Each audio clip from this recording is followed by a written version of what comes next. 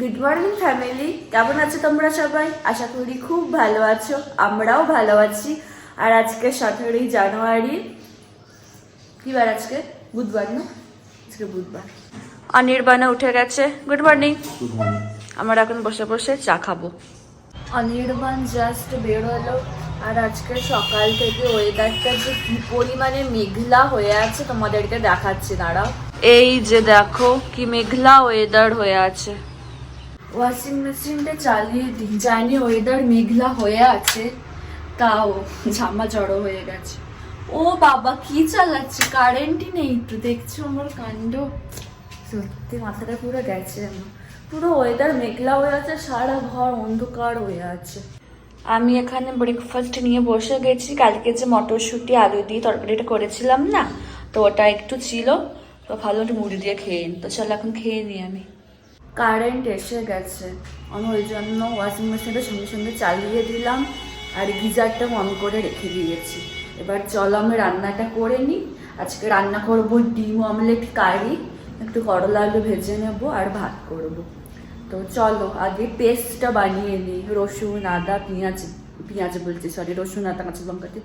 তারপর যদি current of হয়ে যে অসুবিধা হয়ে যাবে। আমার রান্না হয়েই এসেছে, ডিম কারিটা হয়ে গেছে, মানে ডিম অমলেট কারি ঠিক বলবো না, ঝোল ঝোল করেছে, কারণ ভাত দিয়ে খাবো তো ওই জন্য।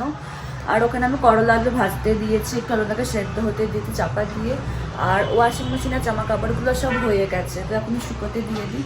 বাট ওয়েদার মেঘলা হয়ে আছে, আশা করি বেলার দিকে রোদ উঠতে পারে, দেখা যাক।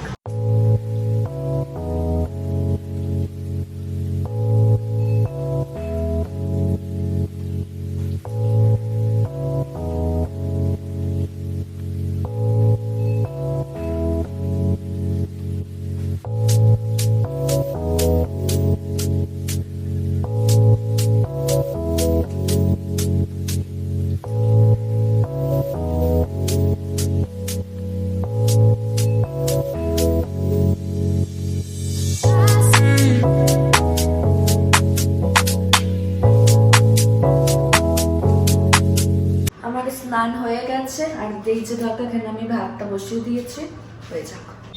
এই যে দেখো আমি লাঞ্চে বসে গেছি। লাঞ্চে আছে ভাত, করলা আলু ভাজা আর ডিম অমলেটের ঝোল।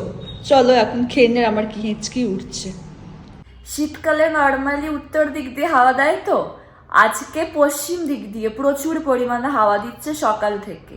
আমি সেই সকালবেলাতে জানলাটা বন্ধ করে রেখেছিলাম, তারপরে ভাবছিলাম যে রোদ বেরোলো, ঠিক আছে, তারপরে ভাবলাম যে রোদ বেরোচ্ছে, তাহলে একটু জানলাটা খুলে রাখি, আলো বাতাস একটু আসবে। আমি কিছুক্ষণের জন্য খালি জানলাটা খুলেছি, মানে এত পরিমাণে ঠান্ডা হাওয়া দিচ্ছে না, মানে সারা দিনটা দিয়ে গেছে, এখনো দিচ্ছে। আমি ওই জন্য একেবারে দুপুরবেলা বন্ধ করে রেখে দিয়েছি।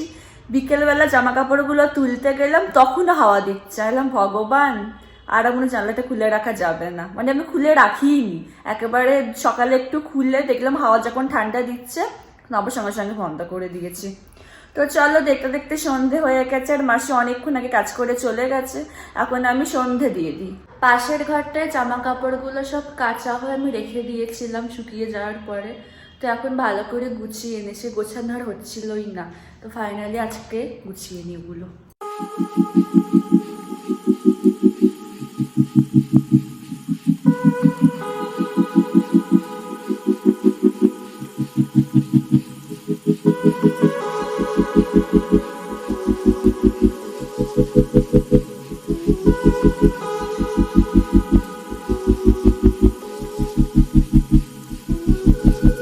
অনেকক্ষণ টাইম লাগলো ওগুলো গুছোতে, অনেক জামা কাপড় ছিল না, সব কিছু করা হয়নি, গোছানো হয়নি, তো ফাইনাল এবার পরিষ্কার লাগছে ঘরটা দেখতে। চলো এবার রান্না শুরু করি। আজকে রাতে রান্না করব ব্রোকলি ফুলকপি আলু ভাজা, তার সাথে রুটি। আর জানি না আজকে যেন আমার কিছুতেই রান্না করতে ইচ্ছে করছে না, কেন কে জানে, মনে হচ্ছে লেপের তলায় বসে থাকি, কেমন যেন একটা হচ্ছে, এই ওয়েদারটার জন্যই হয়তো। কিন্তু রাত না রান্না করলে খাবো কি, তাই না? তো চলো রান্নাটা করে নিই এখন।